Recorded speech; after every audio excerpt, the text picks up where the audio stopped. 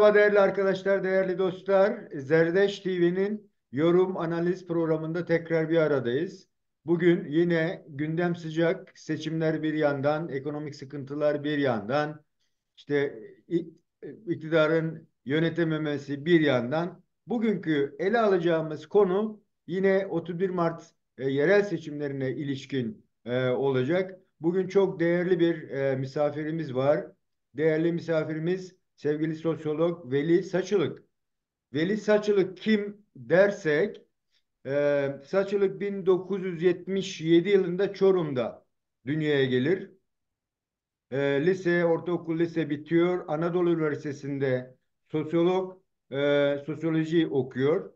E, Burdur cezaevindeyken 5 Temmuz 2000 yılında düzenlenen bir baskın diyeceğim ben ile duvarların yıkıldığı, gaz bombalarının atıldığı bir süreçte cezaevindeyken bir kepçenin duvarları yıkma sırasında kolunu kaybeder ve daha sonra bu işlerde geçtikten sonra Sosyal Politikalar Bakanlığı Ankara İl Müdürlüğü'nde sosyolog olarak çalışmaya başlar ve daha sonra 2016 yılında KHK dediğimiz kanun hükmünde kararnameler yoluyla ihraç edilir ve yine o dönem Nuriye Gülmen ve Semih Özakça ile beraber sokak eylemlerinde bu hakkının arayışını devam ettirir. 2018 yılında Türkiye genel seçimleri için HDP listesinden Ankara 3. bölge 1. sıra adayı olur ve e, şimdi yine 31 Mart 2024'te yerel seçimlerde DEM Parti'nin Bolu Belediye Başkan adayı sevgili Saçılık. Hocam hoş Bir, geldin. Nasılsın? iyiyim, daha iyi olmayı planlıyoruz, daha iyi olacağız diye mücadeleye devam. Peki hocam. Hocam kısaca girmeye çalıştım ama buna dair yine sizin geçmişten bugüne o sıkıntıları bize birazcık anlatabilir misin? Ondan sonra güncel tartışmamıza geçebilir miyiz lütfen? Yani Türkiye'de az çok devrimci, demokrat, bir şekilde muhalifseniz, Kürtseniz, Aleviyseniz başınıza birçok şey gelebilir. Benim başıma gelenler de böyle çok özel değil ama yani belki bazen simgesel olduğu için de daha çok konuşuldu, daha çok göz önüne geldi. Bazen simgesel olmak hani bazı sorunları anlatabilmek açısından işe yarıyor. Bundan muzdarip değilim. Yani hani birçok arkadaşım belki kolunu kaybetti, hayatını kaybetti, belleğini kaybetti. Yani zulme uğradı, işkenceye uğradı. Ben de bundan bir payımı aldım. Yani benim durumum çok özel değil, çok farklı değil. Ama gerek hukuksal mücadele, gerekse devletin uyguladığı şiddet ve benzerlerini ele aldığımızda, göz önünde bulundurduğumuzda e, Türkiye'de insanlar neyle karşı karşıya?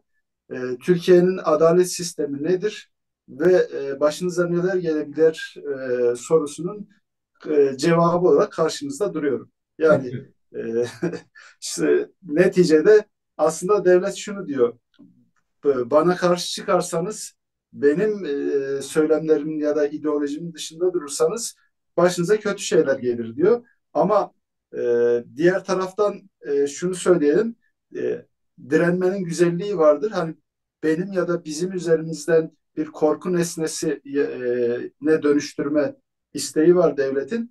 Biz işte bunu reddediyoruz. Bir korku nesnesi olmayı ya, itiraz edip bir cesaret öznesi olmayı tercih ediyoruz.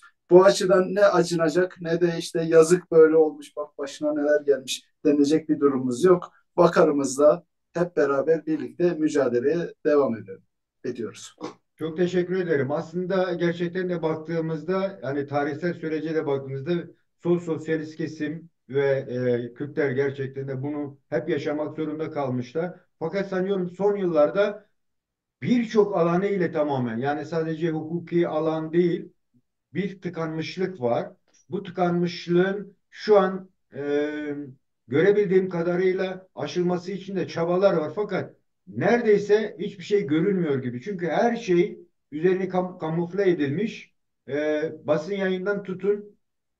İşte bir tek meclis konuşmaları veriliyor bir yerlerde. Onun ötesinde kimse bir şey göremiyor. Bu hal devam ediyor mu? Geçmişle kıyasladığımızda gerçekten daha mı zor? Çünkü mücadele alanı da kısıtlanıyor gibi. Bu konuda bize ne diyeceksiniz hocam? Türkiye'de o hal vardı, şimdi bu hal var. Şimdi genelde insanlar şöyle diyorlar. Ya eskiden de devlet kötüydü, işte işkence yapardı, baskı yapardı. Şimdi ne değişti ki AKP'de devam ediyor diyor. Ben tam olarak öyle düşünmüyorum. Hmm. Evet, yani yapısal olarak devlette değişen bir şey yok. O süreklilik devam ediyor ama devletin bir devlet olma özelliği vardı eskiden. Yani ne olurdu? Kolunuzu koparırdı, sonra mahkemeye çıkardınız. Yalandan da olsa bir polisi bilmem bir şey birilerini yargılardı. Size tazminattı, ahime gitmeydi. İşte ne bileyim burjuva basında aha belinin başına bu gelmiş diyebilecek haber atlatma yöntemiyle muhabirler haber yapabilirdi ve benzeri. Şimdi öyle bir aşamaya geldik, öyle bir şeye geldik ki şekli olarak, kural olarak yani o silsilenin kendisi de ortadan kalkmış durumda Hı hı. ve siz herhangi bir dava göremediğiniz gibi aynı zamanda davada söylediğiniz sözlerden dolayı tutuklanıyorsunuz. Yani ben şuna şahidim. E, Suruç'ta 33 insan katledildi. Evet. Onların normalde IŞİD'in yargılanıyor olması lazımken o mahkeme, izlediğimiz mahkemede arkadaş savcının sözlerine cevap verdiği için tutuklandı. Yani siz katliam tanığısınız ve bunu yaşamışken sizi yargılayan bir yere geldi. Dolayısıyla Türkiye hiç de eski Türkiye değil. Eskiden Türkiye iyi bir yer değildi, iyi bir devlet değildi. İşte herhangi övülecek bir söz yoktu. Ama şekli olarak da şu anda bütün hukukun rafa kaldırıldığı, yani bir keyfiyetin şahsi bir partinin militanları tarafından yönetilen, yönlendiren bir yapıya doğru evrildiğini görüyoruz. Ki bana dava açan şu anda yüzlerce davam var adliyede. Hepsinin MHP'li olduğunu, hepsinin AKP'li olduğunu biliyorum. Daha da biraz daha el yükselterek söyleyeyim. Geçmişte üniversite kapısında bizi satırla kapıda bekleyenler şimdi bizim savcımız olmuşlar, hakimimiz olmuşlar, hakkımızda hüküm veriyorlar. Durum bu kadar Acı diyorsunuz. acı. E, Evet. Bir de şey de artık ortaya çıktı mı, netleşti mi? Ben yani bunu hep sorma gereği duyuyorum ancak devletteki değişim aslında rejim değişimini de tetikliyor. Belki de o rejime doğru gidiliyor gibi bir algı da var. Çünkü her şey kapalı, oradan yeni bir şey çıkarmak ve işin kötü tarafı geçmişin mağdurları bunu yapıyor. Yani 80-90 yıl Kemalizmden sıkıldıklarını artık Kemalizm yaşam alanımızı daralttı diyen bir kesimin iktidarıyla yeni bir baskı olgunlaşmaya başladı. Yani burada gerçekten de o çoğunluğun bunu destekleyebilme zemini var mı yoksa tıkanmışlıktan dolayı kimse bir şey mi yapamıyor? Bu Ya konu Türkiye'de AKP seçim kazandıkça herkes bütün toplumun AKP'yi desteklediği yanılgısına varıyor. Böyle bir şey yok. Yani AKP'nin gerçek hayatta baktığınızda, sorduğunuzda %20'lerde oy potansiyeli var, tabanı var. Bunun ötesinde AKP'nin hakimiyeti yok. AKP oy çalıyor, o başka bir mesele ama AKP seçim çalmayı öğrendi. Seçimi Hmm. çalıyor. Yani insanların iradesini çalıyor. Bir bütün olarak müsabaka sırasında kuralları değiştiriyor. Her şeyi kendi lehine çeviriyor ve bu lehine çevirdiği durumda da kazandıktan sonra insanlar bu sefer analiz yapmaya başlıyor. Bakın yine AKP kazandı. Son seçimde Tayyip Erdoğan'ın kazandığı seçime bakın. Yani üçüncü kez Cumhurbaşkanı olamazdı, oldu. Değişen seçim sistemi uygulanamazdı, bir yılda olmamıştı, Hı hı. uygulandı. İşte HDP'ye bir kapatma davası devam ediyordu. Ya sayamayacağımız birçok şey var. Oy kaydırmalar, onlar, bunlar falan. YSK muhalefetin her dediğine red kararı verdi. Bunların üzerinden sonrasında da bir de bu basın tam olarak Türkiye'de artık bir sizin bizim gibi konuştuğumuz kendi aramızda ve bizi seven insanların izlediği dışında bir basın aracı da kalmadı. Evet. Yani tam Evet. bir hakimiyet kurdular. Sosyal medya üzerinde tam bir hakimiyet kurdular. Burada istedikleri gibi top çeviriyorlar. Ama Türkiye gerçekten bunların istediği bir rejimi isteyen bir topluluk değil. Türkiye'nin gerçeği bu değil. Türkiye'de insanlar yoksul, eziliyorlar ve AKP'den de nefret ediyorlar. Ve çoğunlukla nefret ediyor. Ama bunu değiştirecek, dönüştürecek bir yol, yöntem olamadı. Ne yazık ki bir CHP ve benzeri gibi çapsızların eline kaldık. Onların sürekli sarayın yanına dizilen bir zihniyetine kaldık. Onun dışında da Türkiye'de devrimciler tasfiye edildiler. Yani bir şekilde hapse atıldılar, yok edildiler. Kürtler Hendeklerde yine aynı şekilde tasfiye ile karşı karşıya bırakıldılar ve bize düşen e, mezar, hapishane, kayyımlar ve benzeri gibi saldırı oldu. Hani bunları kötü anlatıyorum ama direniyoruz burada. Evet. Ama şu da değil. Yani AKP çok halk tarafından seviliyor. Bilmem ne oluyor falan. Öyle bir Türkiye yok. Öyle bir durumda yok. Sadece çapsız sistem muhalefetinin AKP'nin değirmenine su taşıması bizim de bu değirmenin çarkını kıracak henüz iradeyi ortaya çıkaramamış olmamız. Bütün mesele burada bence. Veli Hocam bir de şöyle bakabilir miyiz? Genellikle artık otoriterliği iktidarda kalabilmenin birincil amacı haline getiren yerlerde, ülkelerde genellikle iktidar değişiminin seçimle olamayacağına dair de veriler var. Yani başka bir yol ve başka bir yöntemin bulunması gerekiyor. Ama demokratik kanalların da zorlanması gerekiyor gerçekten. Yani bugünden baktığımızda mesela iktidarın e, artık isteği öyle bir noktaya gelmiş durumda ki ya diyor bana muhalefet lazım. Dolayısıyla Hı. da muhalefeti de dizayn edebilme e, gücünü arıyor ki yani o bahsetmiş olduğumuz evet seçimle gidilmeyecek koşulların tamamen olması. Buradan hareketle eğer söyleşinin de ana konusuna gelecek olursak gerçekten böyle bir şey görüyor musunuz? Yani muhalefetin dizaynını görüyor musunuz? Bunun gerekçesini şuradan yakalamaya çalışıyorum. Yani tıkanan siyasetin de aşılması gerekiyor. Parçalanmışlık yani iktidarın düşüncesinde ikili bir yapıya indirgemek gibi bir çaba var mı? Bu konuda bize neler söyleyeceksiniz hocam? Şimdi Türkiye'de sürekli seçim oluyor. Yani bir yılda bir, iki, 1,5 yılda bir biz oy veriyoruz. Ve o seçimlerin hepsi de çok stratejik seçimler. Ya bu seçim son seçim falan gibi şeyler konuşuyoruz. Sürekli böyle bir şey var, e, Algı anlayış var. var. Evet. Halbuki biz ne zaman sokağı terk ettik? Biz ne zaman birebir insanlarla yüz yüze örgütlenmekten geri durduk? O gün kaybettik. Hı. Mesele bu. Burada. Hatta Kürt hareketi için de hep Kürt arkadaşlarla konuşurken ben şunu söylüyorum. Eskiden bir kitleniz vardı. Şimdi seçmeniniz var. Evet. Yani bir kitleyi, koskoca bir kitleyi, milletvekili yokken, muhtar yokken, şu yokken, bu yokken, koskoca bir kitle ve siyasetin tam ana göbeğinde duran bir kitle dururken sana can veren, bütün maddi koşullarını, özgürlüğünü veren insanlar varken şimdi oy verip evine giden insanlar oluşturmaya başladık. İşte bu Türkiye'de en çok seçimin olduğu zaman, en az demokrasinin olduğu zaman, en az bizim örgütlendiğimiz, en az böyle nefes alabildiğimiz zamanlar. O açıdan biz artık bu seçime bakma işinden vazgeçmeliyiz. Yani seçime bakarız, tamam, ben de aday oluyorum oradan, tamam, odur budur, ama işte Veli'ye oy verin, bu son seçim falan değil, öyle bir şey yok. Hı hı. Biz seçimle mi doğduk ki seçimle öleceğiz? Yani bizim böyle bir, nerede, ben hani 47 yaşındayım. Ya biz böyle partiler kurup mecliste yokken ya neden bir vekil seçtiremedik diye biz ağlamıyorduk, yani öyle bir şey yoktu. Biz Evet. kendi gücümüze, kudretimize, kendi irademize güvenerek mücadele ediyorduk. Şimdi geri oradan dönmek zorundayız. Şimdi artık bu CHP'den bir şey beklemeler, işte dirsek temasları, şunlar bunlar, bunlardan vazgeçmek zorundayız. Bunu şu radikal anlamda söylemiyorum. Yani İşte mecliste hiçbir şey demiyorum. İşte seçimde hiçbir şey demiyorum. Bunların bir şey olduğunu kabul ediyorum. Her şey olmadığını söylüyorum.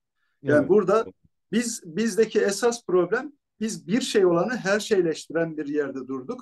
Ne zaman bu kadar seçime kendimizi kaptırdık? Buralardan bir geri durma ve Türkiye'de evet bir rejim değişikliği isteniyor ki 15 Temmuz itibariyle bu rejim değişikliği gerçekleşti ve bu rejim değişikliğinin ana ekseninde şuydu: Kürt anasını görmesin üzerine kuruldu. Yani son plana sadık kalın sözü de şuydu: HDP'yi, Kürt hareketini, bir bütün olarak da devrimcileri, bir de grev yapmaya tevessül eden bütün emekçileri siyaset dışına itekleme. Yani Evet. planın kendisi buydu. Evet. Bugün de hali hazırda bekletilen şey şu: bakın, Hakkari'de 10.800 sahte seçmen kaydedilmiş. Subay, asker, bilmem ne memur götürülmüş. Bütün ilçelere yerleştirilmiş. Şimdi 31 Mart gecesi biz şunu konuşuyor olacağız: AKP Batı'da zaten zafer kazandı. Hakkari de elden gitti. Şırnak da elden gitti.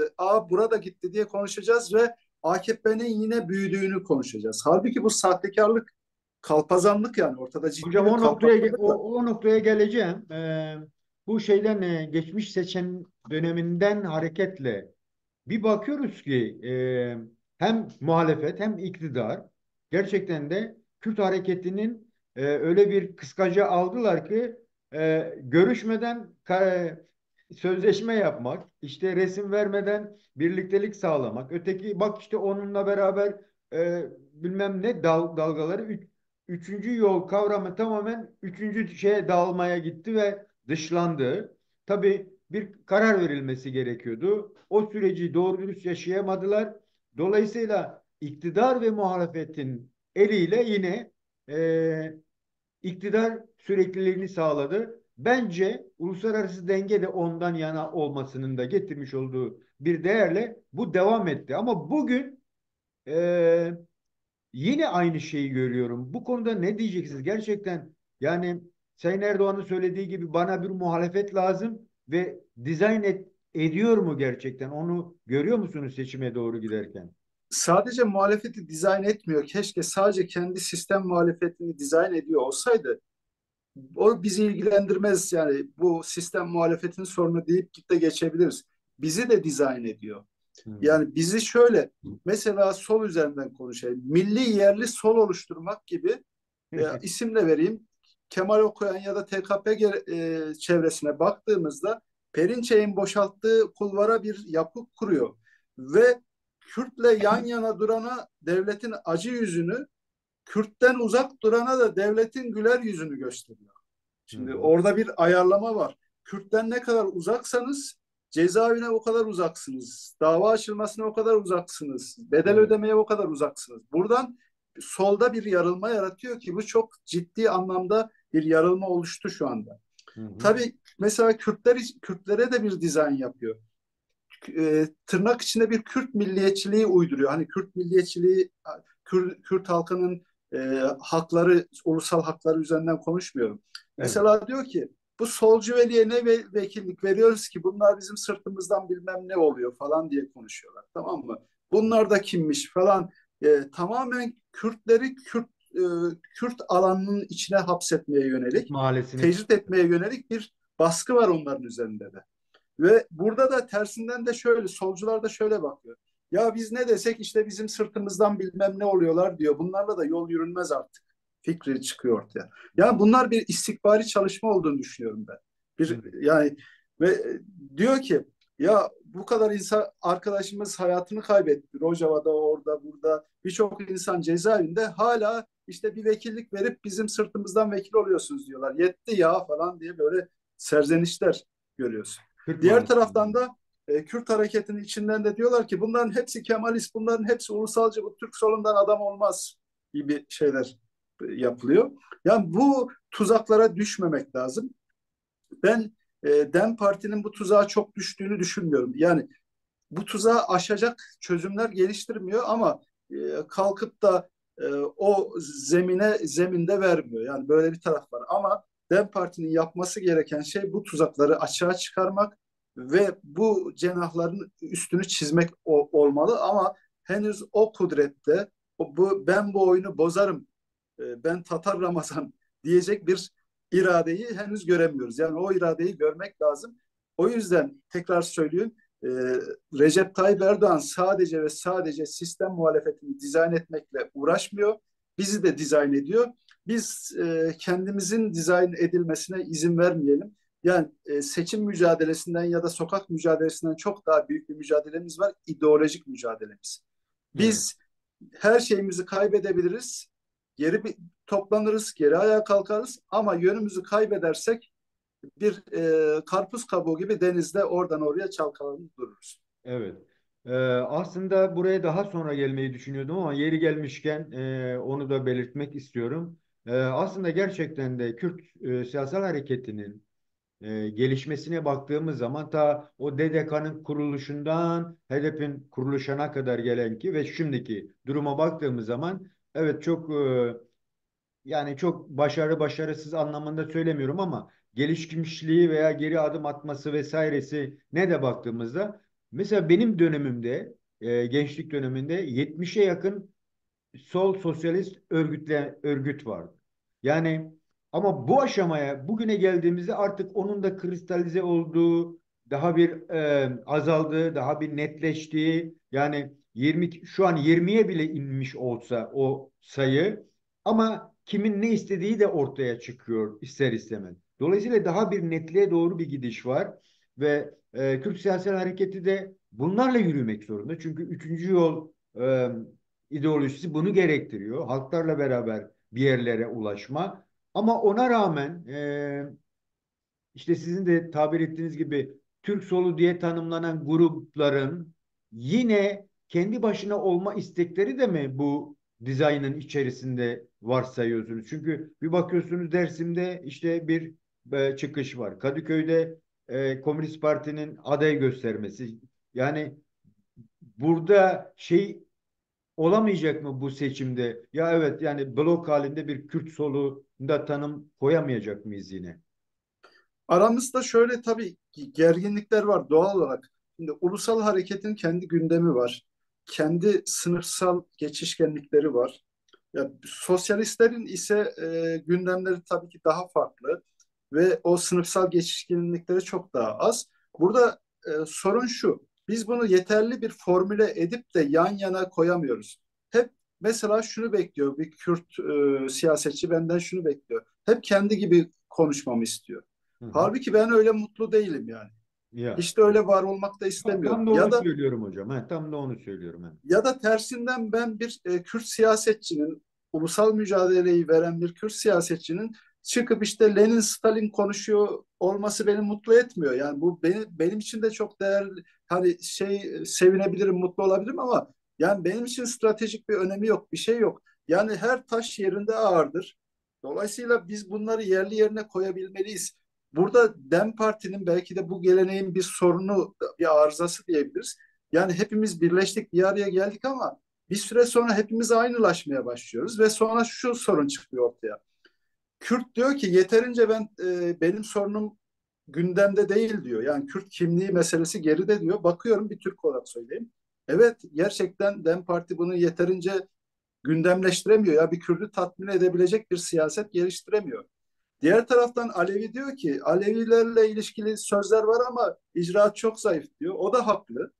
Ya diğer taraftan sosyalistler de diyor ki aha bir liberali aday gösterdi bilmem ne diyor. O da kendini yeterince bir şey bulamıyor. Ya burada sınırlar yeterince çizilmemiş. O kanatlar yeterince uçmak için e, çırpılmıyor ya da kullanılmıyor. Böyle bir şey var. Ya burada biz e, siyasetlerin öncelikle bağımsız hareket etme hakkına saygı duyacağız. Yani Kadıköy'de de aday çıkarabilir, Dersim'de de çıkarabilir. Ama bu çok görünür olmalıdır, şeffaf olmalıdır, açık olmalıdır. Bir parti bir ittifakın içerisinde değilse bunu makul bir biçimde söylemelidir. Yani işte Kürtlerden uzak durursak başımıza bir şey gelmez içgüdüsünün olmadığını göstermek zorundadır. Hı Ya hı. da ya bu Türkiye sosyalistleri kaç kişi gibi bunlara da bir dirsek atalım fikrinin olmadığını göstermesi gerekir. Gerçekten yeni bir fikri varsa işte Dersim'de yeni bir fikir var arkadaşlar bugüne kadar böyle geldi. bu zihniyetle devam etmiyor. Biz de kendi adayımızı çıkarıyoruz demeli ki ben de duyduğumda hak vermesem bile ya bayağı derli toplu anlattı. Bayağı bir iddia var ortada diyebilmeliyim. Herkes diyebilmeli bunu. Hocam Yani buradan bu olamaz. şey söyleyebilir miyiz? Yani bu özellikle sol demokrat seçmenle demin seçmenliği açısından baktığımda yani en azından bende öyle bir algı var. Yanılıyorsam lütfen söyleyin. Şimdi biz deme veya sol sosyalist hareketindeki siyaseti yürütmeye çalışan gruplara AKP'ye baktığımız gibi, CHP'ye baktığımız gibi bakmamamız gerektiğine dair bir şeyim var. Yani çünkü onların kendi içindeki devleti yürütme ve iktidara sahip olma olgusu ile demin ve öbür sol sosyalist grupların beklentileri çok farklı. Yani bir bakıyorsunuz ki ya bir belediyelik içinde bu yapılır mı? Tamam da biz normal siyasi sistem partileri bazında baktığımız zaman bunu ancak böyle bir eleştiri götürebiliriz. Yani bunu kırabilmenin yolu çünkü ya bizim ne işimiz var solcularla? Hani insan aklına şu geliyor.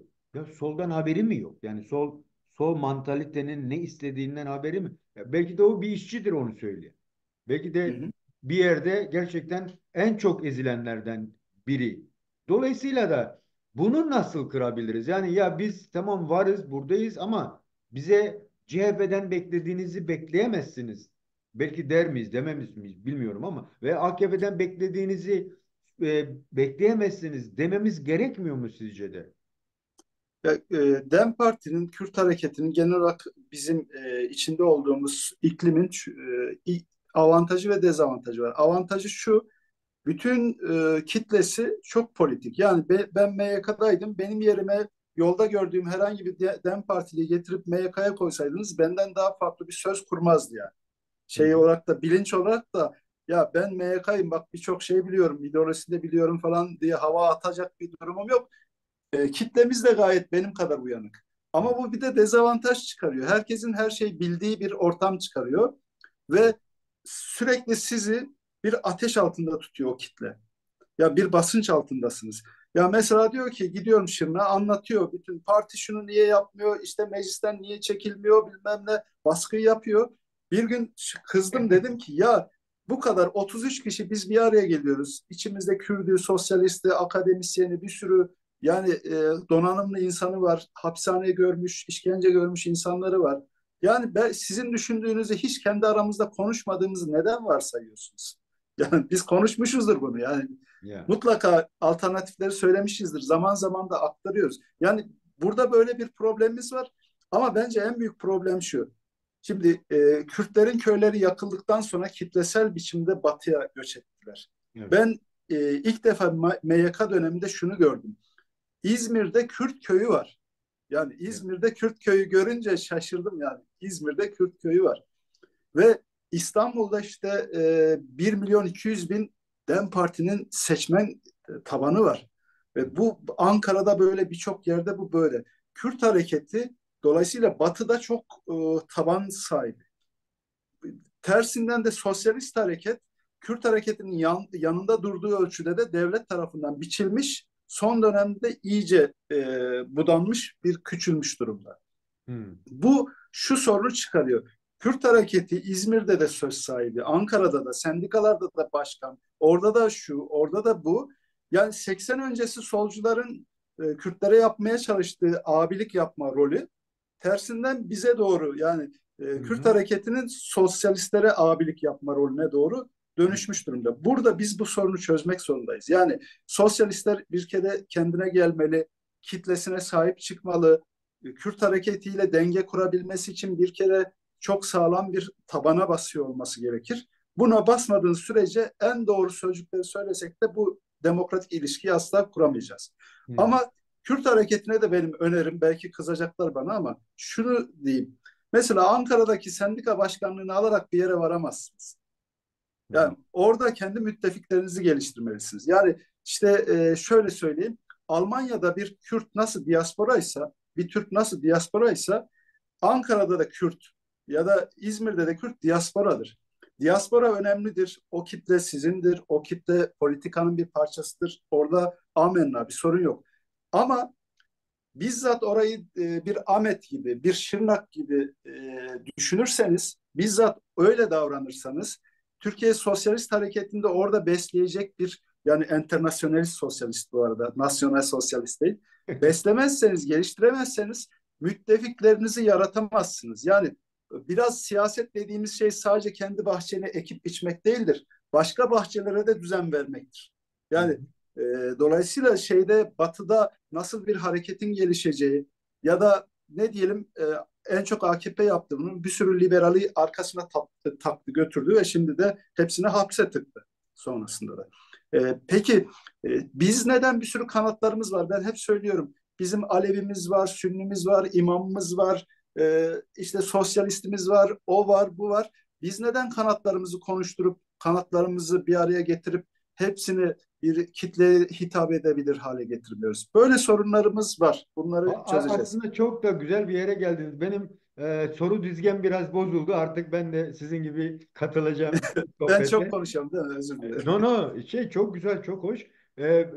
Değindiğiniz yer çok önemli. Çünkü evet yani Kürtlerin bir sorunu var, bir ulusal sorunu var. Bunu gündemleştirme belki istenen gibi olmuyor veya topluma o algı yeterince ulaşmadı.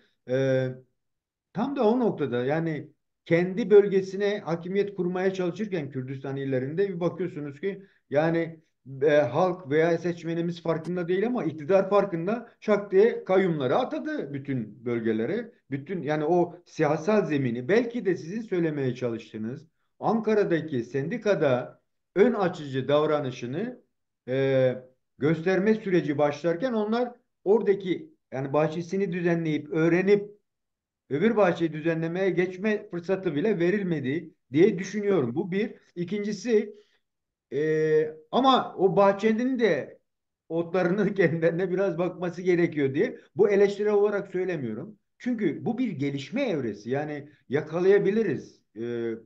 Silip atamayız.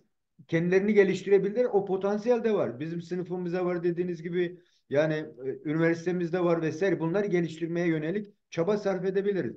Tam bu noktada bugün hakikaten tam bir şey var. Dem bir taraftan Kürdistan illerinde radikal bir karar alarak şeye geçti. Yani kendi adaylarını seçme. Batı'daysa yine işte sistem partilerine uzlaşabilir mi? Birlikte hareket edilebilir mi? Çünkü şöyle bir düşünceleri de var.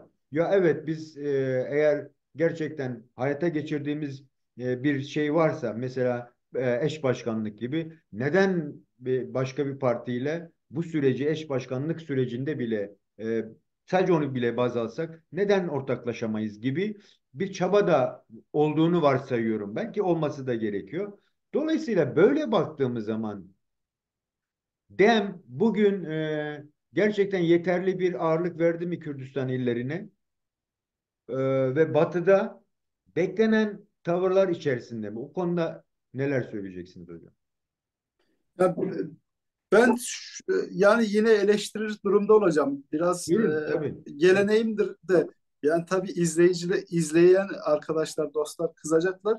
Şunu söyleyeyim. Yani Buyursunlar. bizim HDP bir uzlaşıydı. Yani HDP'nin bir anayasası vardı. HDP kendi birçok parçayı bir araya getirmişti ve 7 Haziran o zaferi, o uzlaşının, o sinerjinin ortaya çıkışıydı. Bu çok önemliydi.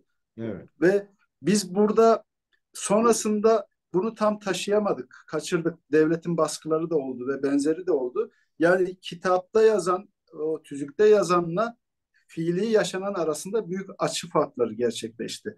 Ve burada şu oldu, biz normalde kendi partilerimizde siyaset yapıp ya da HDK'da meclisler kurup HDP'yi de daha fazla işte meclis ve daha yüksek siyasetin bir parçası, bir temsiliyet alanı olarak görecektik. Ama birdenbire hepimiz HDP'li olduk. Yani HDP'nin organik çalışan durumuna geldik. Ve burada da Kürt hareketi Demokratik Bölgeler Partisi ile birlikte geldi, HDP'nin içine taşındı. Yani Evet. evini oraya taşıdı. Bu şu sorun çıkarttı. Mesela biz Kürtler dediğinde haklı olarak biz Kürtler diyor. Sorun yok da annem diyor ki biz Kürt değiliz ki. Şimdi böyle bir parti kurarsanız bu parti işte birçok sınıftan, birçok ulustan, birçok kişiyi temsil ederse işte Hocam bu biz aslında bunu yapması gereken Demokratik Bölgeler Partisi yani Kürdi siyasetin her türlü temsiliyetini yapması gereken, sokağa da örgütleyen yani genel olarak Kürt ulusal taleplerinin tamamını yürüten olması gerekirken o geriye çekilişle, o HDP içerisinde taşınışla birlikte bir rol karmaşası ortaya çıkıyor. Bu sosyalistler için de öyle, işte Devrimci Parti için, SP için ve diğerler için de söyleyebiliriz. Yani bir taraftan sen hiç yan yana gelmeyeceğin kişilerle MYK'da yer alıyorsun, mecliste yan yana yer alıyorsun. Diğer taraftan partin sokakta mücadele etmeyince hepsi HDP'nin içerisine geldiğinde de bu sefer rol karmaşası, dil sorunu yaşamaya başlıyorsun. Hmm. Yani işte siz Türkçe düşünüyorsunuz, Kürtçe düşünüyorsunuz ama İngilizce konuşurken sürekli kafanızda bir şey dönüyor ya. Burada da yani bu çeviri sorunları sürekli ortaya çıkıyor. Yani burada esas çözüm burada şu. Demokratik Bölgeler Partisi'nin kallavi bir biçimde kendini ortaya koymasıdır. Hı hı. ESP'nin kendi misyonunu oynamasıdır. Devrimci Parti'nin kendi misyonunu oynamasıdır. TÖB'ün, halk evlerinin, şunların, bunların hepsinin rolünü oynaması gerekir. Bu roller birbirine karışmış durumda. O yüzden Kürtler yeterince Kürdi bulmuyorlar DEM Parti bugün. Aleviler yeterince Alevi bulmuyorlar. Sosyalistler de yeterince sosyalist bulmuyorlar. Biraz kadınlar memnun. Yani kadın temsiliyeti ekseninde. Orada da tabii eleştiriler var. Ama buradaki sorun demek ki DEM Parti'nin kendisi değil ya da bu bileşenin kendisi değil. Bu bileşene gelmeden önceki yapıların sorunu. Yani yeterince güçlü bir Demokratik Bölgeler Partisi olduğunda biz Kürdi değiliz gibi bir tartışma asla olmaz. Hı hı. Hı hı. Olamaz. Ya da işte SP çıksa, Lenin, Stalin dese, Bolşevik Parti dese, onu dese, bunu dese kimse sen niye öyle dedin, niye böyle dedin ya da biz bu muyuz tartışması da yürütmez. Çünkü kendi alanıdır, kendi evidir ve neyi belirlemişse, hangi ideolojik temeldeyse oraya gider. Böyle bizim hepimiz HDP'ye omuz verecekken birdenbire hepimizin HDP'nin içine taşınmış olmamız, evleri birleştirmiş olmamız, aynı evde işte biraz öte git, o oda benim, şu oda senin tartışmalarına ya da rol, misyon yitimine uğruyoruz. Ben böyle problemler olduğunu, bunun çözümünün de sözlerle değil de daha sahaya yönelmekle çözülebileceğini düşünüyorum. Peki hocam, çok teşekkür ederim. Benim için açıklayıcı oldu aslında. Bir de şöyle bir şey, bu sadece şeyle ilgili değil. Dediğiniz gibi bu seçim süreçlerinde birçok şeyin gündemleşmesiyle de ilgili diye düşünüyorum. Dolayısıyla ama bugün deme bakıldığında en az benim gördüğüm kadarıyla yani seçmende algı şu. Evet, yani Kürtler artık düşüncelerini farklı alanlarda yaygınlaştırabilecek bir sonuca geldiler ve bulundukları yerlerde artık iktidara yani iktidar olmak istiyor. İşte belediye sahibi olmak istiyor. Bildiklerini, düşündüklerini hayata geçirmek istiyor. İşte Batı'da kent uzlaşısı yoluyla öbür partilerle ittifaklar kurmaya çalışıyor. Tam bu noktaya geldiğimizde bu algıya rağmen yani bütün o bileşenlerle beraber bakıldığında bu gidişatı nasıl görüyorsunuz? Yani bu iktidar yapabiliriz, olabiliriz, halk bize güvenebilir olgusu yerleşti mi sizce? Yani taraf bulabilir mi sizce? Özellikle bu seçimler özelinde baktığımızda. Ya, Kürt halkı kendi siyasetine çok sadık. Ben onu gördüm. Yani dünya yerinden oynasa o sadık bir davranış. Hatta onu şöyle de söylüyor. Kendi partime oy vereceğim. Kendime Evet. oy vereceğim. Ya. Kendime oy vereceğim diyerek o içselleştirme çok yüksek. Yani yoksa bir taraftan da şöyle övgüyle bahsedelim. Yani hangi parti bu kadar büyük bir saldırıya, yüzlerce, binlerce, 13 bin tutukluya, o kadar öldürmeye, baskına, faşist saldırıya ve benzeri şeylere maruz kalıp da kapatma davalarına ayakta kalabilir ki? Ya bugün hala işte partide birçok belediye kazanmasından bahsediyoruz. Evet. Bence Yani bardağın dolu tarafına baktığımızda gerçekten çok büyük bir şey. Bu kazanılmış, yıllardır verilmiş bir mücadelenin sonucu Evet. ve hala Diyarbakır'da %70 oy tartışılıyorsa, görülüyorsa bu e, büyük bir emeğin, büyük bir bedelin sonucudur. Bunu görmek lazım. Yani başarısız değil, Değil. başarılı, ama şunu da diğer taraftan şunu da söyleyelim. Devletin tek derdi ya da resmi ideolojinin tek derdi Kürdün siyaset sahnesinden silinmesi. Bütün planlarını buna göre yapıyor. Yani dünyanın başka bir yerinde bu kadar var mıdır bilmiyorum. Yani e, Dışişleri Bakanlığı bir açıklama yapıyor. Bütün mesele Kürt meselesi üzerine. İçişleri Bakanlığı açıklama yapıyor, yine öyle. Sağlık Bakanlığı öyle, öbürü öyle. Yani ne der? Varlığımız Kürt yokluğuna armağan edilmiş bizim. Yani böyle bir şey var. O yüzden Kürt hareketinin ben bu kumpastan çıkacağını, kendini geliştireceğini düşünüyorum. Ama şöyle bir eleştiri yapalım. Diyor ki mesela biz kayyumları kabul etmiyoruz. Şimdi biz de soruyoruz. Yani kabul etmiyoruz cümlesinin ötesinde bir şey olması lazım. Taktik geliştirmen gerekir. İnandırman lazım. Diyarbakırlı şimdi soruyor, Ahmetler soruyor. Seçeceğiz de kayyum gelince ne yapacağız? Hı hı. İnandırıcı sözcükler söylemen lazım. Ben mesela dedim ki Türkiye Sosyalistleri, aydınları, kayyum bizim sorunumuzdur. Çünkü bizim malımıza, mülkümüze el konulması, bizim haksız, hukuksuz biçimde yargılanmamız, hapse atılmamız, bunlar hepsi kayyumla başladı. Kayyumla devam ediyor. Evet. Kayyum dediğimiz şey işte tam hukuksuzluğun nirvanası, en yüksek noktası. O yüzden bu Yetki bizim eksikliği. derdimizdir. Kayyumu o zaman hep birlikte aşarız. Nasıl aşarız? Zülfü Livaneli ile de konuşmuştuk. Ya Zülfü Livaneli yönetmek için değil falan değil, ama Diyarbakır'da mesela bir belediye eş başkanı ya da belediye encümenliğine aday gösterilse, Hı hı. kayyumlara karşı buradayım dese, yani Kürdün iradesi yerine yönetmekten bahsetmiyorum, öyle bir şeyden Hı. bahsetmiyorum. Ya Yani ben kayyuma karşı buradayım, tek derdim bu dese, yani ne bileyim İsmail Hoca, İsmail Beşikçi öyle dese, ne bileyim Ahmet Telli oradan çıksa, Kürtlerin dostları var burada, Türkiye'de Kürtlerin dostları var diyebileceğimiz bir evet. iradeyi ortaya koyabilsek. Türkiye'de işte sol Kemalistler dediğimiz ekip Kürt sorunu öyledir böyledir, vatan bölünmez falan yine desin de, ama bu hukuksuzdur, biz bunu Hı kabul hı. etmiyoruz ve bunun için bir adım atıyoruz dese. Bunların yollarını zorlayabiliriz, ama ben bizim siyasetçilerimizin, arkadaşlarımızın bu konuda yeterince plan kurmadığını, Hı hı. yeterince diğer güçleri harekete geçirebilecek taktiksel yollara gitmediğini düşünüyorum. Sadece biz cezaevine gireriz, biz itiraz ederiz, kayyumu atanır, atanırsa da atanır. Bu kadar düz olmamalı bence. Ama bu sadece sol sosyalistlerin derdi değil ki. Yani normal sıradan demokratın da bir derdi olması gerekmiyor mu? Bu konuda kendinize biraz haksızlık yapmıyor musunuz? Yani normalde CHP'li de MHP'li de demokratım diyorsa bu hukuksuzluğu önlemeye yönelik bir adım atması gerekmiyor. Yani nedir bu tekleşme? Gerçekten tamam, her parti kendi ideolojisine harekete geçirsin de bu topyekün böyle hani akıl almaz bir şeye nasıl gelindi? Nasıl oldu? Bunu hani sınıf desen dayanacağın sınıf da aynı o beklenti içerisinde. Yani hakkını arayacak.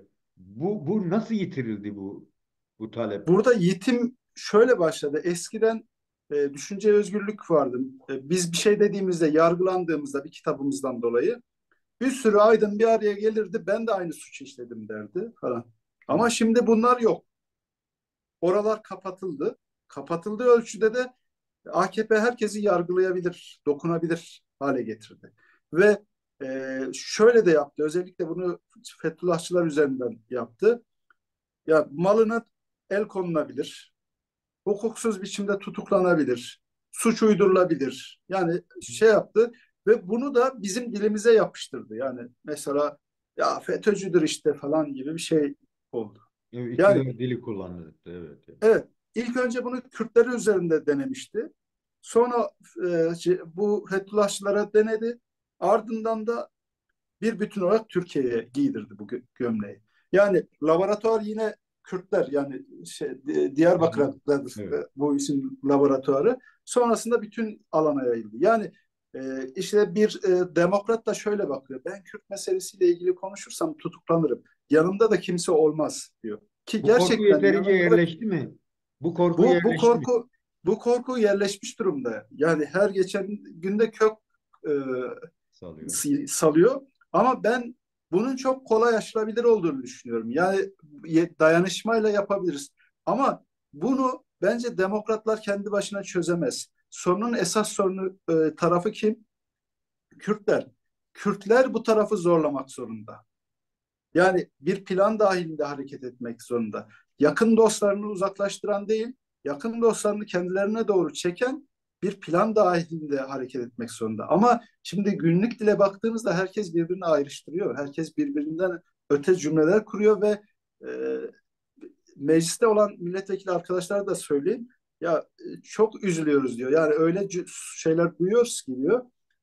İşte Kürdün sırtından şöyle yaptınız, böyle yaptınız falan diye söylüyorlar. Burada esas meseleye bir türlü bugün Hüdakaya tutuklu.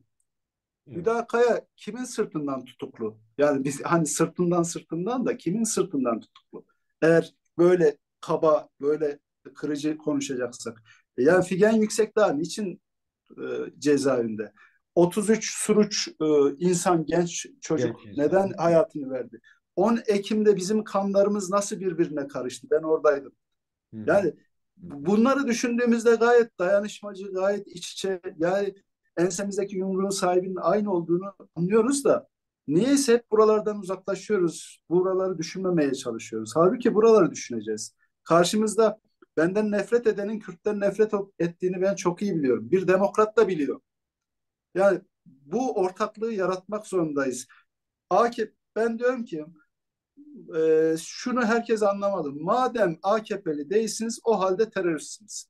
Hı hı. Bu Türkiye'nin en güncel siyasetidir. Herkes, tırnak içinde söyleyeyim, terörist olduğunu kabul etmek zorundadır. Yani kimse aman Veli zaten işte bilmem ne örgüt üyesiydi, vay bilmem neydi, kendini sıyırmaya çalışmasın. AKP kendi dışındaki bütün kuvvetlere, kendine biat etmeyen herkese saldıracaktır, yok etmeye çalışacaktır. Bunu da öğreneceğiz, zaman içinde öğreneceğiz. Peki hocam ben şunu bilmiyorum ben açıklıkla söyleyebilirim.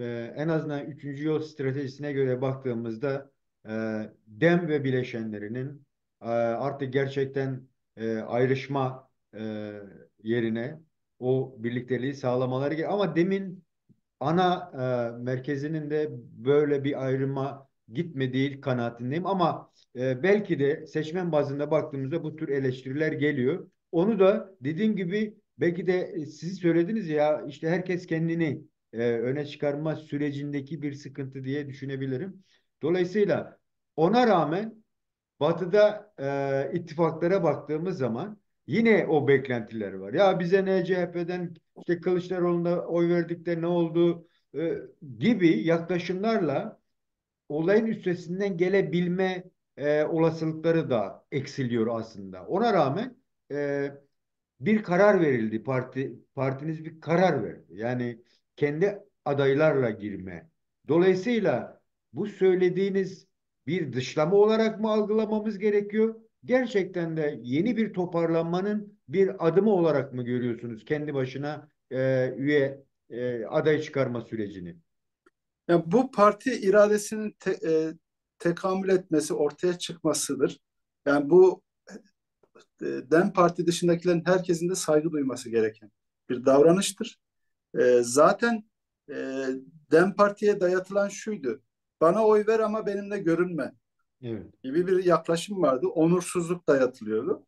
DEM Parti yine de sistem siyasetiyle e, dirsek temasını kesmedi. Bunu eleştiri olarak söylemiyorum. Yani taktiksel anlamda Evet. orayı dizayn etme anlamında o ilişkiyi kesmedi. Sadece şunu dedi. Benimle konuşmak isteyen açıkça konuşacak, açıkta konuşacak.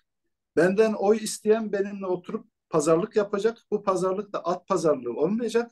İlkeler bazında pazarlıklarımız, görüşmelerimiz gerçekleşecek. Evet. Bunun dışında herhangi bir müzakere söz konusu olmayacak. Bunlar en başından konulması gerekiyordu. Bir önceki seçimlerde de iki encümen verilmiş, bir başkan yardımcılığı verilmiş.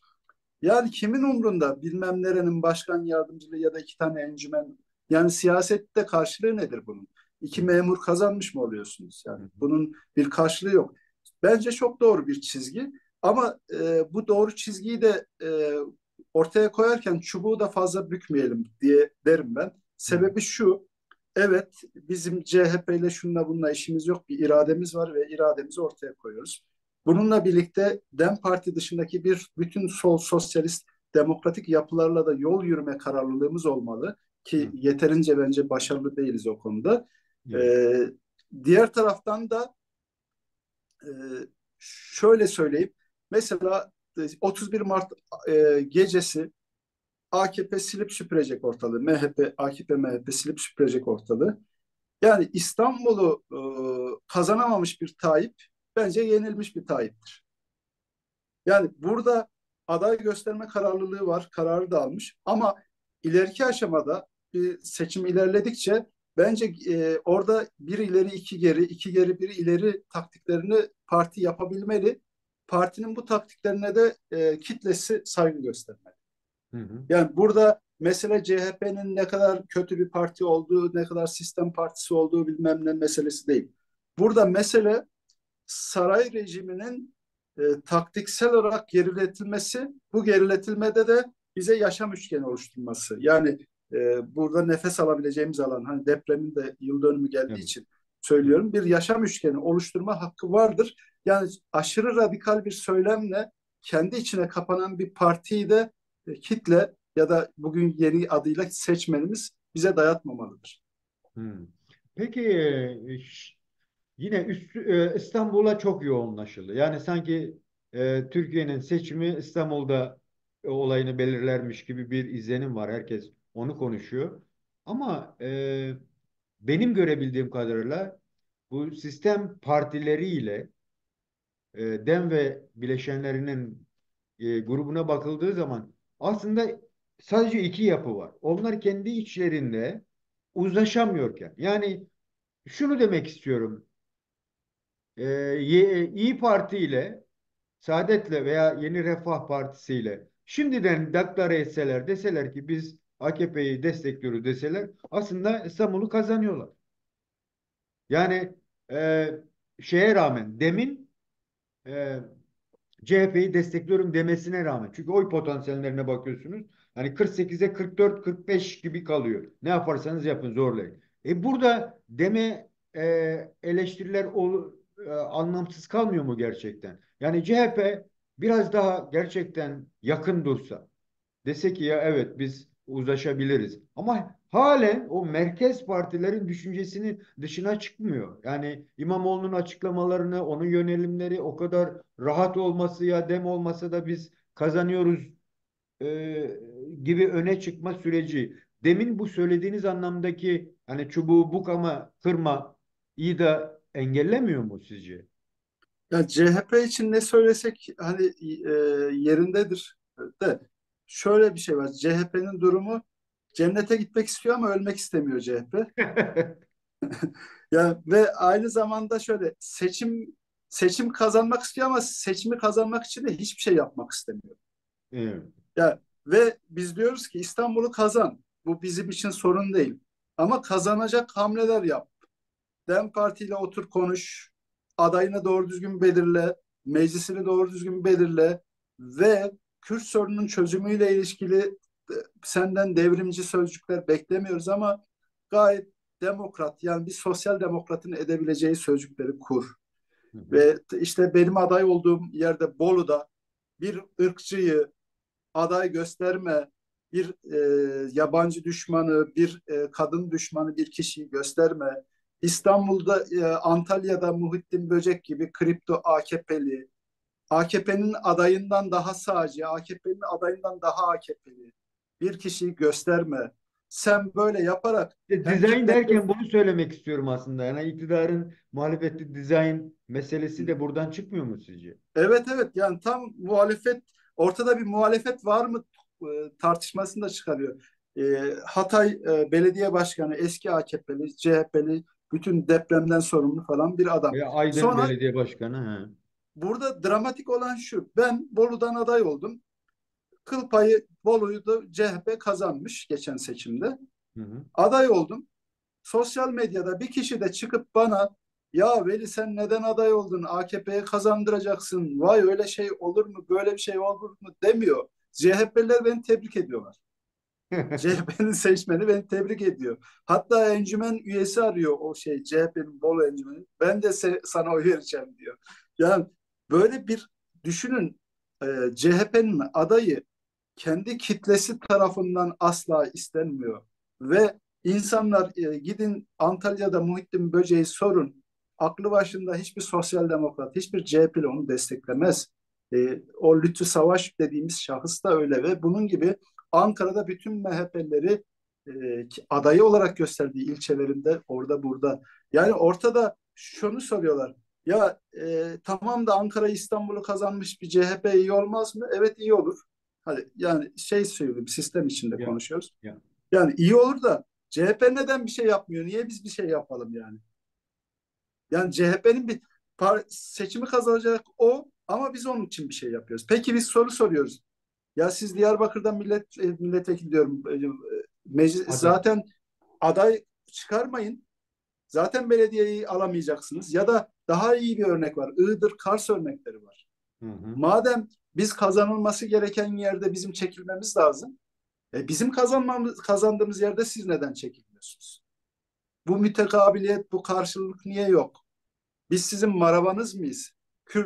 Alevere, Dalevere, Kürt Mehmet hep nöbete mi? Niye yani? Ya da hep Kodes'e mi? Ya. Yani bu soruları CHP seçmenine, sosyal demokratlara soralım. Dolayısıyla İstanbul'a baktığımızda yere hem öbür iller içinde aynı şey geçerli. Dolayısıyla demin aslında çıkışı yani zaten seçmeninin taban da bunu istiyor. Yani kendi adaylığını çıkarsın. İşte üç beş kişi kaç kişi ise o ortaya çıksın. Belki önümüzdeki süreçte daha güçlü bir siyasal erk edinme için o bir gereksinim diye bakıyorlar. Bu konuda size katılıyorsunuz herhalde. Çünkü sonuçta o noktaya gelelim. Bolu'ya sizi aday gösterdiler. Daha önceden Bolu'yu biliyor muydunuz? Bolu nasıl bir yer? Bu konuda bize ne söyleyeceksiniz hocam? Yani ben Çorumluyum, Ankara'da yaşadım. Bolu'yu biliyor muyum? Bolu'ya defalarca panele, etkinliğe ve benzer şeylere gittim. Bolu'yu biliyorum. Yani Evet. yapısını da biliyorum. Abant'ına defalarca gitmişimdir. Ormanını biliyorum, doğasını biliyorum. Güzel bir şehir olduğunu biliyorum. Geçmişte gayet muhalif kimlikler yetiştirdiğini, tabanlı olduğunu biliyorum. Ama zaman içerisinde tamamen CHP ve AKP, MHP tarafından böyle bir ırkçılığın en yukarıya çıkarıldığı ve tecrit edildiği, ranta teslim edildiği, ormanının tasfiye edildiği, ormanının yok edildiği Hı bir hı. rant şehrine dönüştürüldüğünü biliyorum. Ve bizde şu var, ben Bolu'yu çok iyi biliyorum da Bolu'dan aday değilim. Yani zaten biz diyoruz ki Veli gelecek, Veli sizi yönetecek diye bir şey yok ki. Sembolik bir adaylık var. İşte bir de beni mahkemeye vermiş bu Tanju. Irkçı, kendisi yabancı düşmanı ve ben de HDP'nin göçmen ve mülteciler eş sözcüsüydüm. Hani Hı oradan da hı. bir enternasyonalist olarak da bir nasyonaliste karşı sembolik olarak adayım. Yani kazandığımızda ben geleceğim, bütün Bolu'yu tanıyorum, bütün sorunları çözeceğim değil ki. Biz kadromuzda, biz bir zihniyetle rantçıyla ırkçı arasında bir seçim yapmayacaksınız. Demokratik bir yerel yönetim yaratacağız. Bunun Evet. için de mahalle meclisleri kuracağız. Bunun için de belediye meclisini doğru düzgün kullanacağız.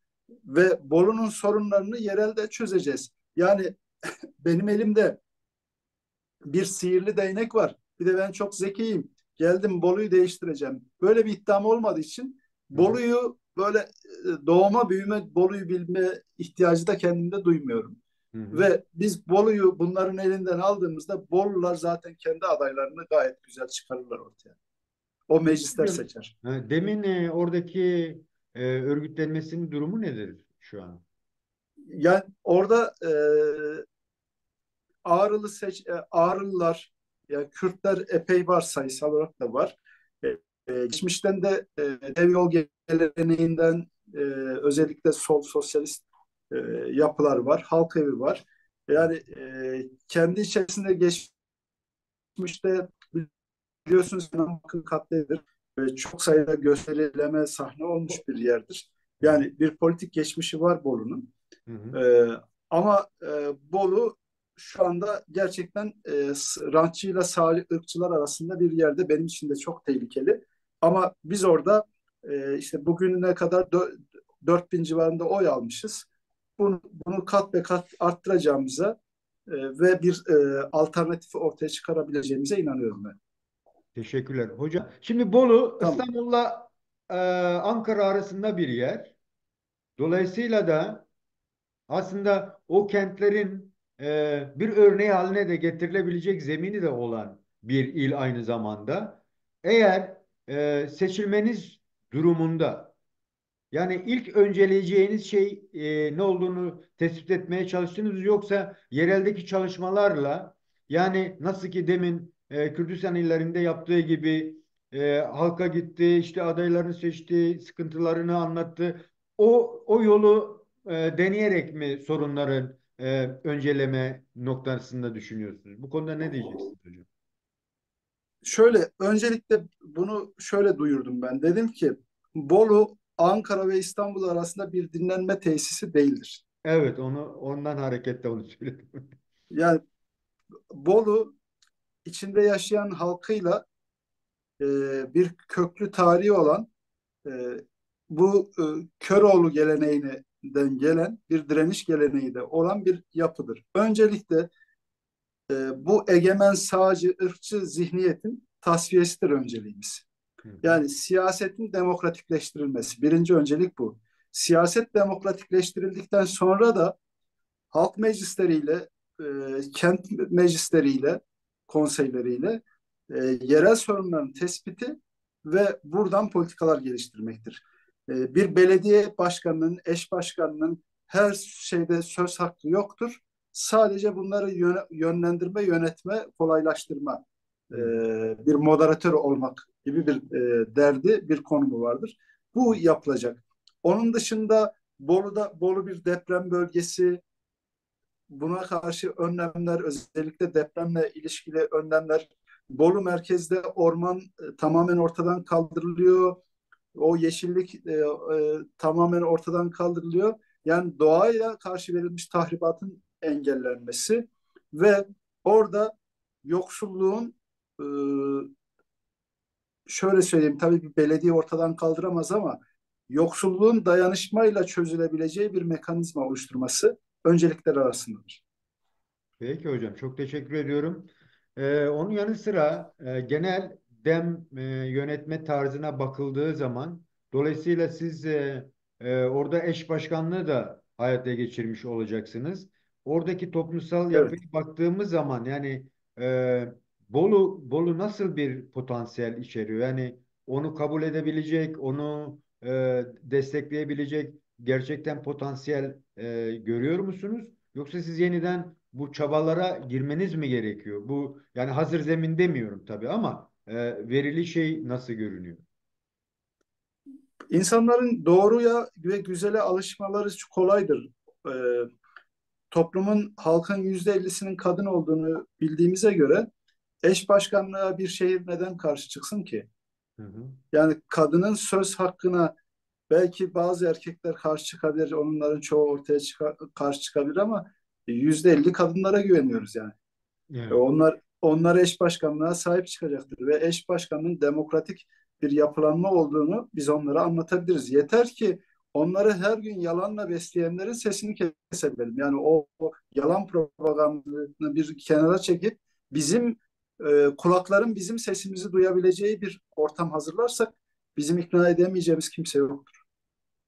Teşekkürler. Gayet güzel, açık şeyler. Dolayısıyla da DEM öbür illerde olduğu gibi Bolu'da da e, adayını seçmiş. Çalışmalar başladı mı hocam? Yoksa siz daha... Henüz başlamadı. Bugün parti sözcüsü benim adımı zikretti. Yani veri saçılık kesindir dedi. Eş başkan açıklamadı, bilmiyorum ben de. Hı hı. Herhalde Bolu yerelden bir kadın arkadaşımız olacak. Hı E, hı. Şöyle parti resmi olarak kararını alacak ve yerel seçim çalışmamız başladı diyecek. Ben de o zaman Bolu'ya gideceğim. Muhtemelen bu bir haftayı geçecektir diye düşünüyorum. Hı hı. Yani hiçbir yerde şu anda yerel seçim çalışması başlamış değil. Hı hı. Başladıktan sonra oraya gideceğim. İlk iş oradaki demokratik örgütlerle, partilerle bir toplantı gerçekleştirip yol haritamız ne olmalı, nasıl davranmalıyız onu göreceğim.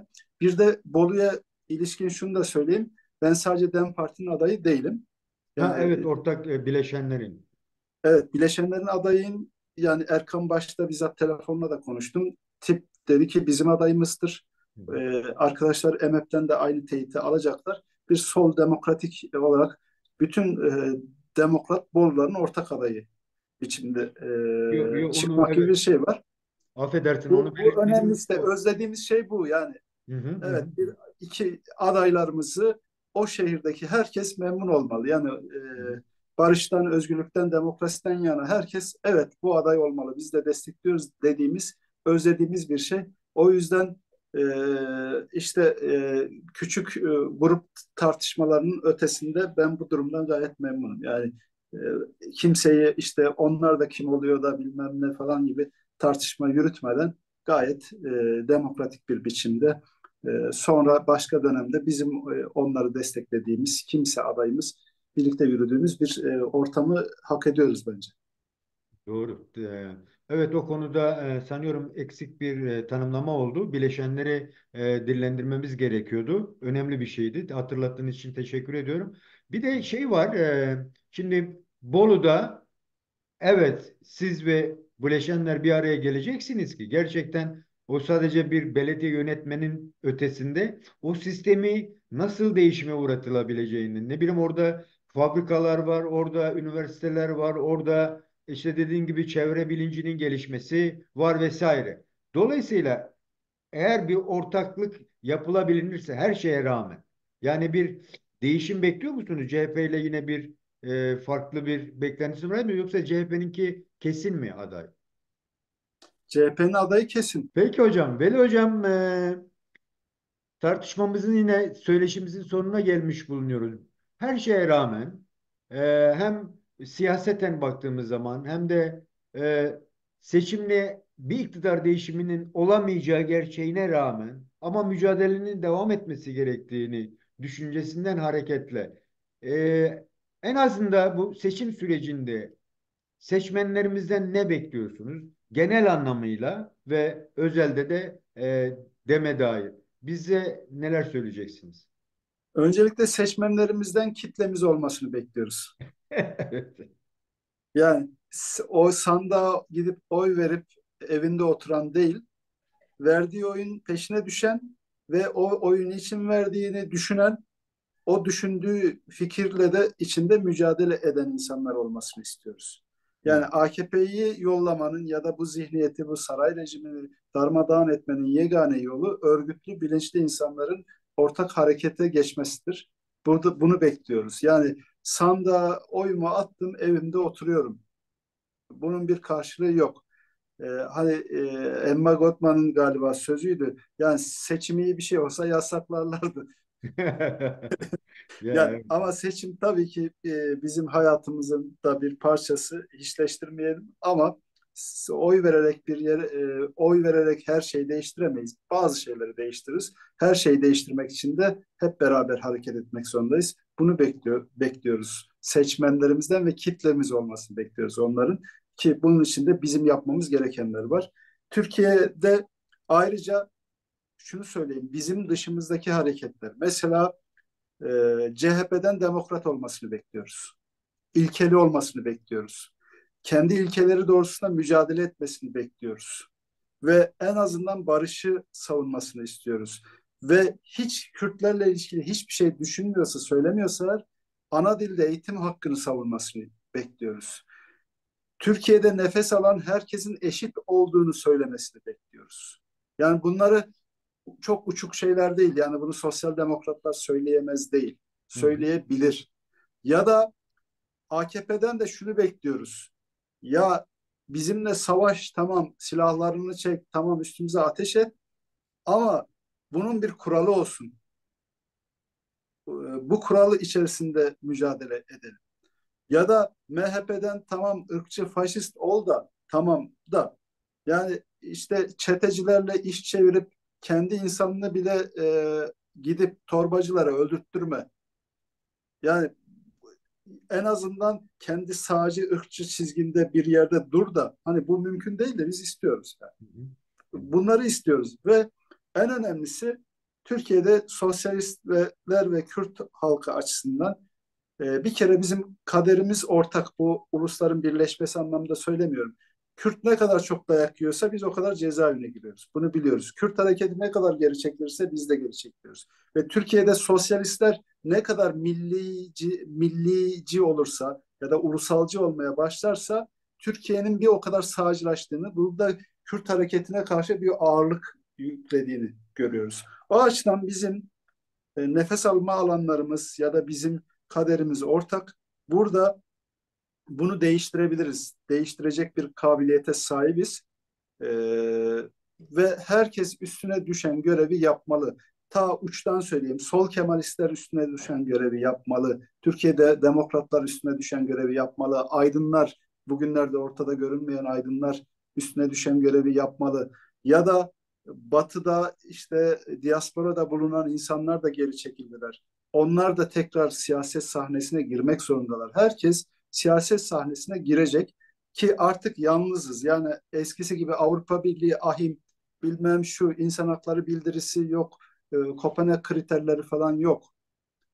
Tamamen e, göçmen anlaşması sonucunda kurban edildiğimiz, başımıza ne gelirse gelsin e, kabul edildiği bir dünyada yaşıyoruz. Ve dünyada işte Ankara seçimi gibi bir eski MHP'li ile bir yeni MHP'li ya da AKP'li Turgut Altınok'la Mansur Yavaş arasında sürekli seçimlere zorlanıyoruz. İşte bu seçimi istemiyoruz. Böyle bir seçim olmayacak. Bizim var olduğumuz ve varlığımızı gösterdiğimiz bir Türkiye ya da dünya kuracağız. Ortak yani gelecek kuracağız. Ne ortak Yani yaşam, ortak. ulusların eşit olduğu, ulusların kendi kaderini tayin edebildiği bir dünya yaratabileceğiz. Çok teşekkür ederim hocam. Çok sağ olasın. Vaktinizi aldım. Ee, Değerli arkadaşlar, değerli dostlar, bugünkü çalışmamızın sonuna gelmiş oluyoruz. Bugün konuğumuz değerli arkadaşımız Veli Saçılcı, Bolu Belediye Başkan adayı 31 Mart için yapılacak seçimde. Kendisiyle kısa bir söyleşi nedir ne değildir bir giriş mahiyetinde diyebileceğimiz. E, Bütün arkadaşların kendisine destek olmasını, dolayısıyla da hem genel siyasetin evrilmesi için hem de yerellerde gerçekten de hizmet anlayışının halkla birlikte birçok sorunu çözmenin yolunun kapısını açması için kendisine desteklerimizi sunmamız gerektiğini düşünüyorum ve çalışmaya şimdiden başlanması gerekiyor. Değerli hocam, son olarak bize neler söyleyeceksin? Hem kendi çalışmanız hem de bizden beklentilerinize baktığımız zaman. Ya, kendi siyasetimizi, kendi politikamızı ortaya koyuyoruz. Herkes bu iradeye saygı göstersin. Saygı göstermiyorsa da en azından bize saldırıların durmasını istiyoruz. Kendi kitlemizden de biz neredeysek hep beraber birlikte hareket etmemizi, yani birisinin üstün olduğu değil, herkesin eşit olduğu bir mücadeleyi omuzlamamızı istiyoruz. Ee, Bugünlerde çok fazla içimize döndük, kendimize döndük. Tamam ben olalım ama bir araya gelip biz de olalım. Bu biz olduğumuzda Bolu'yu da değiştiririz, Ankara'yı da değiştiririz, Diyarbakır'ı da değiştiririz, kayyumları da yeneriz. Kimse enseyi karartmasın diyorum ben. Peki çok teşekkür ederim hocam. Kendinize iyi bakın. Çalışmalarınızda başarılar diliyorum. Görüşmek üzere hocam. Görüşmek üzere, saygılar.